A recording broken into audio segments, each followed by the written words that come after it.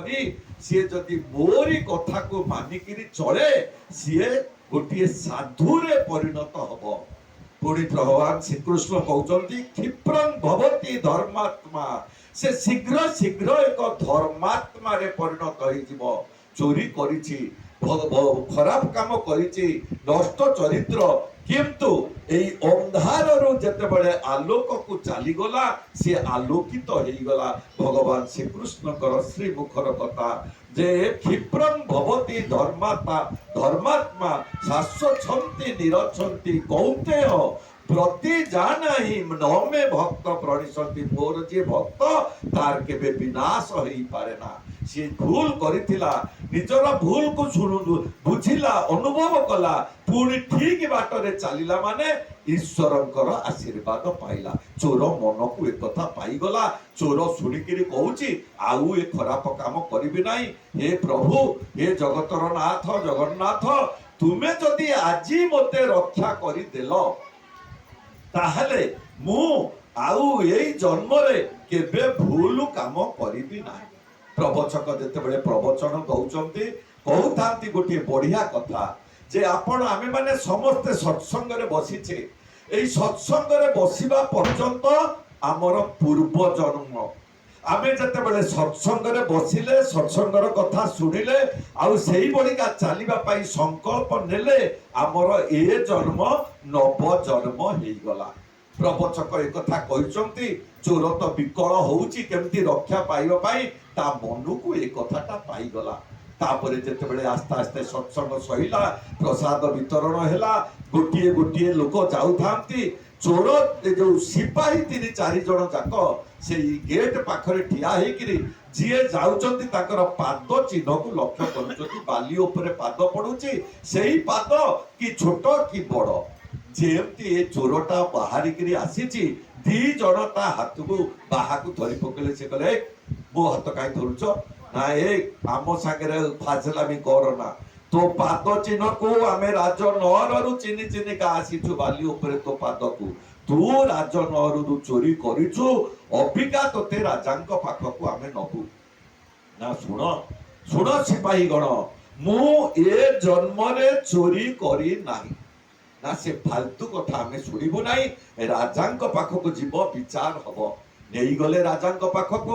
ରାଜାଙ୍କ ପାଖରେ ଠିଆ ହେଇକିରି ତାକୁ ଠିଆ କରିକିରି କହୁଛନ୍ତି ମହାରାଜ, ଏଇ ଚୋର ସନ୍ଧ୍ୟାବେଳେ ଆପଣଙ୍କର ରାଜନହରରୁ ଚୋରି କରି ଯାଇ ସେଇ ସତ୍ସଙ୍ଗରେ ବସିଥିଲା, ଆମେ ତାକୁ ଧରିକିରି ଆଣିଛୁ। ମହାରାଜ ପଚାରୁଛନ୍ତି ସେ ଯୁବକକୁ, ଯୁବକ ତୁମେ ଚୋରି କରିଛ? ନା ମହାରାଜ ଏ ଜନ୍ମରେ ମୁଁ ଚୋରି କରି ନାହିଁ। ଦେଖନ୍ତୁ ମା ମାନେ, ଟେକ୍ନିକଟା କୋଉଠି ରହିଗଲା? ସତ୍ସଙ୍ଗ ପର୍ଯ୍ୟନ୍ତ ପୂର୍ବ ଜନ୍ମ, ଆଉ ସତ୍ସଙ୍ଗ ସରିଗଲା ପରେ ନବ ଜନ୍ମ ଏ ଜନ୍ମ।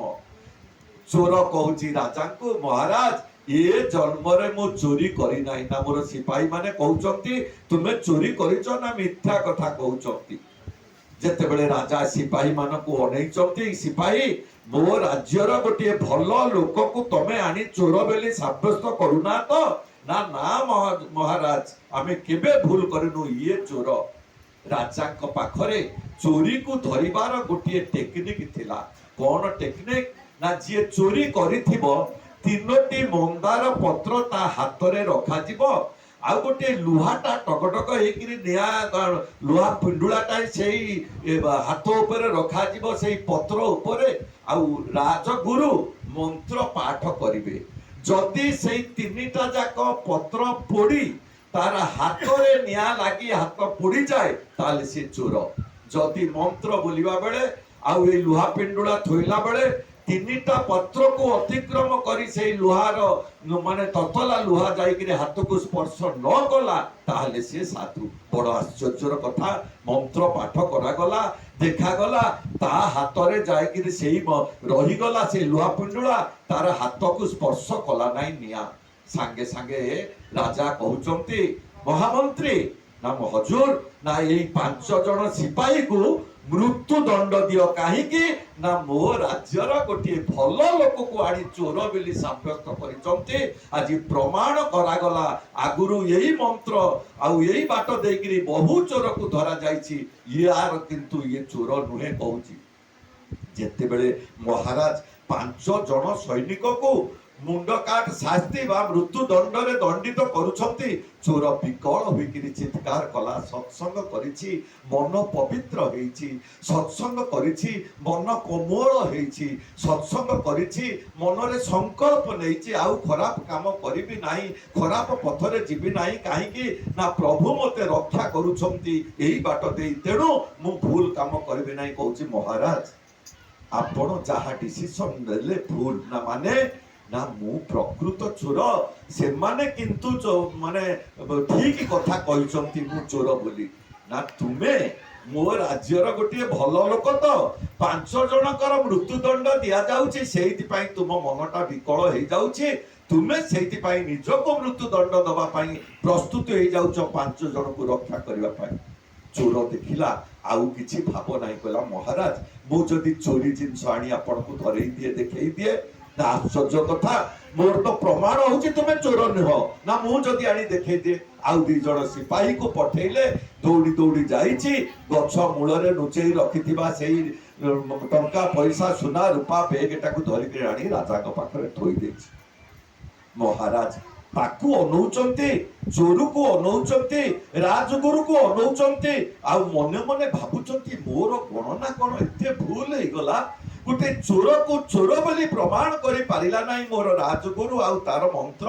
ତାହେଲେ ସତ କୁହ ଚୋର, ତୁମେ ସତ କୁହ, କିଭଳି ତୁମେ ରକ୍ଷା ପାଇଲ? ନା ମହାପ୍ରଭୁ ମହାରାଜ ମୁଁ ଆପଣ ମତେ ଯେତେ ଥର ପଚାରିଛନ୍ତି ମୁଁ ଗୋଟିଏ ଉତ୍ତର ଦେଇଛି, ଏ ଜନ୍ମରେ ମୁଁ ଚୋରି କରି ନାହିଁ। ତା ମାନେ ନା ଯେତେବେଳେ ସିପାହୀ ମୋ ପଛରେ ଦୌଡ଼ି ଦୌଡ଼ି ଗଲେ, ରକ୍ଷା ପାଇବାକୁ ଯାଇ ଜଗତର ନାଥ ଜଗନ୍ନାଥଙ୍କୁ ଡାକି ସତ୍ସଙ୍ଗ ହଉଥିଲା ପଶି ଯାଇଛି, ଆଉ ସତ୍ସଙ୍ଗର ଯିଏ ଇଷ୍ଟ ଦେବତା ତାଙ୍କୁ ମୁଁ ପ୍ରଣାମ କରିକିରି ନିବେଦନ କଲି, ହେ ପ୍ରଭୁ ତୁମେ ମତେ ଆଜି ଯଦି ରକ୍ଷା କରିଦବ ତାହେଲେ ମୁଁ ସଂକଳ୍ପ କରୁଛି ଆଉ ଏ ଜନ୍ମରେ ଚୋରି କାମ କରିବି ନାହିଁ, ନିଚହୀନ କାମ କରିବି ନାହିଁ, ନା ମୋ ଜୀବନରେ ମୁଁ ଏଭଳିକା ଦଣ୍ଡିତ ହବାକୁ ଯିବି ନାହିଁ।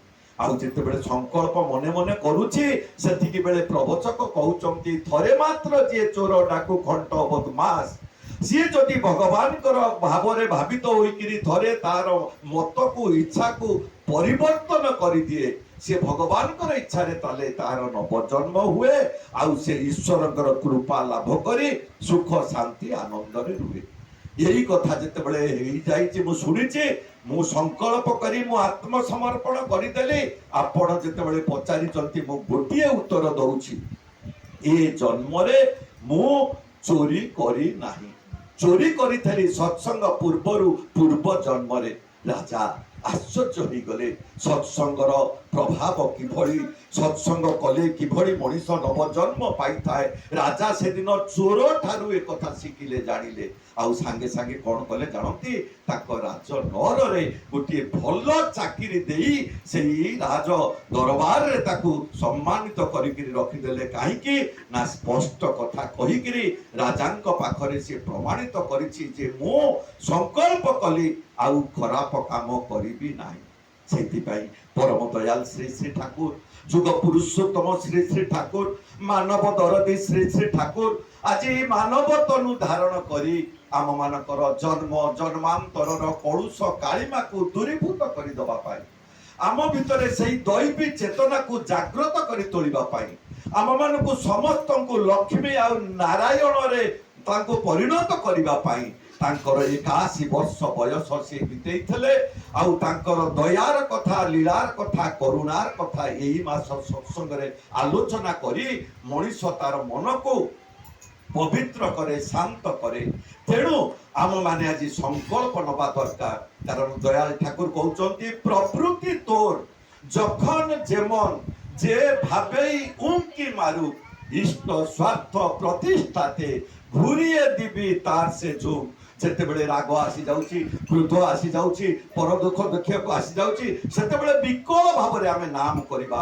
ଯୋଉ ଇଷ୍ଟଙ୍କର ପ୍ରଦତ୍ତ ମନ୍ତ୍ର ଯୋଉମାନେ ଗ୍ରହଣ କରିଛନ୍ତି ସେ ତ ଭଲ କଥା, ଯେଉଁମାନେ ଗ୍ରହଣ କରିନାହାନ୍ତି ଆଜି ପର୍ଯ୍ୟନ୍ତ ଗ୍ରହଣ କରିନେବା ଦରକାର। ଆଗକୁ ଏଭଳିକା ବିପଦ ଆସୁଛି, ମା ଆଉ ପୁଅ ନଈକୁ ଗାଧେଇ ଯାଇଛନ୍ତି, ଆଉ ମା ଦୀକ୍ଷା ନେଇଛି, ପୁଅଟିକୁ ଦୀକ୍ଷା ଦେଇନାହିଁ କାହିଁକି ନା ପାଠ ପଢାରେ ପୁରା ଡିଷ୍ଟର୍ବ ହବ, ଆଉ ଦୀକ୍ଷା ନେଲେ ଅସୁବିଧା କଥା ନୁହଁ।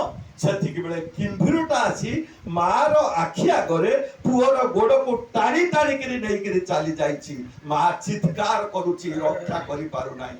ସେଇଠି ରକ୍ଷା କରିବେ କିଏ ନା ପୁରୁଷୋତ୍ତମ ଇଷ୍ଟ ଆଚାର୍ଯ୍ୟ ଗୁରୁ ପୁରୁଷୋତ୍ତମଙ୍କର ମନ୍ତ୍ରରେ ଅଭିଷିକ୍ତ ହେଇଥିଲେ କିମ୍ଭୀର ସ୍ପର୍ଶ କରିପାରିନଥାନ୍ତା। ଯୋଉ ମନ୍ତ୍ର ଏତେ ପାୱାରଫୁଲ ମନ୍ତ୍ର, ସେ ମଣିଷର ବିଚ୍ଛେଦ ମନକୁ, ମଣିଷର ଘାତ ପ୍ରତିଘାତରେ ନିଷ୍ପେଷିତ ହୋଇଥିବା ମନକୁ ଇଏ ଶୁଦ୍ଧ ପବିତ୍ର କରି ତୋଳେ।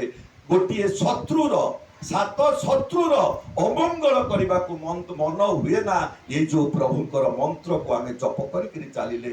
ଆଉ ସେଇ ମନ୍ତ୍ରଟା ଆମ ଭିତରେ ତିଷ୍ଠି ରହିବ କେତେବେଳେ ନା ଯେତେବେଳେ ଆମେ ଶ୍ରଦ୍ଧାର ସହିତ ମୋର ପ୍ରଭୁକୁ ମୋ ପରିବାରରେ ଗ୍ରହଣ କରିବି। ଇଏ ମୋର ବାପା, ଇଏ ମୋର ବୋଉ, ଇଏ ମୋର ସ୍ୱାମୀ, ଇଏ ମୋର ସ୍ତ୍ରୀ, ଇଏ ମୋର ଝିଆରୀ ପୁତୁରା, ଇଏ ମୋର ପୁଅ ଝିଅ, ଇଏ ମୋର ଦାଦା ଖୁଡି, ଇଏ ମୋର ବଡବାପା ବଡ ବୋଉ, ତାଙ୍କ ସାଥିରେ ମୁଁ ଚଳୁଛି, ମୋ ପ୍ରଭୁଙ୍କୁ ତାଙ୍କ ସାଙ୍ଗରେ ଚଳେଇବି, ନେଇକିରି ଯିବି। ଥରେ ଠାକୁର ବସିଛନ୍ତି, ଜଣକୁ ପଚାରୁଛନ୍ତି, ଆରେ ତୋ ପରିବାରରେ ସବୁ କିଏ ଅଛନ୍ତି? ସେ ସବୁ କହି କହିକା ଗଲା। ଠାକୁର କହିଲା, ଆଉ କିଏ ଅଛି ନା କୁକୁର ଅଛି, କିଏ ଅଛି ବିଲେଇ ଅଛି। ଠାକୁରଙ୍କ ମନଟା ଶୁଖିଗଲା।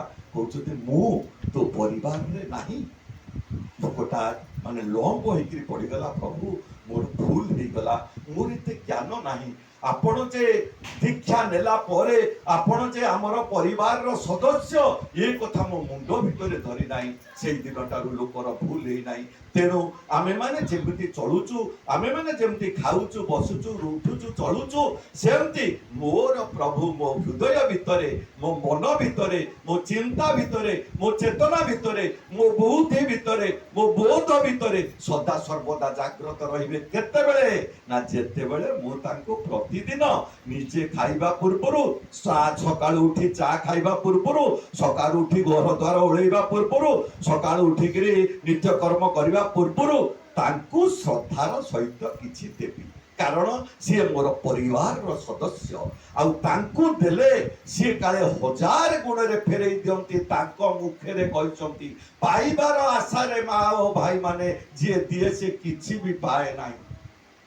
ପାଇବାର ଆଶା କରିନଥିଲା ସେଦିନ ସୁଦାମା ଖୁଦ ଭଜା ଗଣ୍ଡାଏ ନେଇକିରି। ଆଉ ଫେରିଲା ବେଳକୁ ସ୍ତ୍ରୀ ଯୌବନ ପ୍ରାପ୍ତ, ପିଲାମାନେ ହୃଷ୍ଟପୃଷ୍ଟ, ଘର ଦ୍ୱାର ବଢି ଯାଇଛି, ଧନ ସମ୍ପତ୍ତି ଭରପୁର ହେଇଯାଇଛି। ସେ ଗୁଣେ ନେଲେ 1000 ଗୁଣରେ ଫେରେଇ ଦିଅନ୍ତି। ଏ କଥା ଆମେ ବିଶ୍ୱାସ କରିବା ଦରକାର।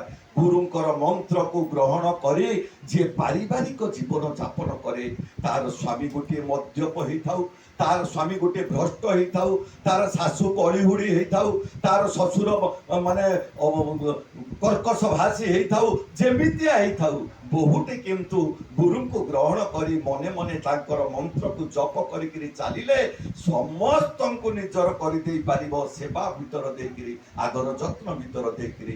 ତେଣୁ କଥାକୁ ଲମ୍ବଉ ନାହିଁ। ପ୍ରଭୁଙ୍କ ପାଖରେ ମୋର ଏକାନ୍ତ ପ୍ରାର୍ଥନା, ଏଇ ସତ୍ସଙ୍ଗ ପ୍ରତ୍ୟେକ ଘରେ ହବ। এই সৎসঙ্গ বর্ষ বর্ষ ধরি চালিব। আ ভিতরে আমি ঝাস দবা। এই সৎসঙ্গ তীর্থরে স্নান কলে, বারম্বার সৎসঙ্গ কলে মଣିষর মনটা শুদ্ধ হয়ে যায়। কাহারি দোষ বেলি দোষ দেখিବାକୁ ইচ্ছা ହୁଏ না। କହୁ ମତେ କଟୁ କଥା, କରୁ ମୋ ପ୍ରତି ଅତ୍ୟାଚାର, ମୋ ପ୍ରତି ବିଦ୍ୱେଷ ଭାବ ଆଣୁ, ମୁଁ କିନ୍ତୁ ମୋ ପ୍ରଭୁଙ୍କୁ ଧରିକିରି ଚାଲିବି। ଆଉ ସେ ମନା କରିଛନ୍ତି, ତୁମେ କାହାରି ଦୋଷ ଦେଖ ନାହିଁ। ତୁମେ ଯଦି କାହାର ଦୋଷ ଦେଖିବ, ସେ ଦୋଷ ଆସି ତୁମ ଭିତରେ ବସା ବାନ୍ଧିବ, ତୁମେ ବି ଖରାପ ହେଇଯିବ। ଜୟ ଗୁରୁ, ବନ୍ଦେ ପୁରୁଷୋତ୍ତମ।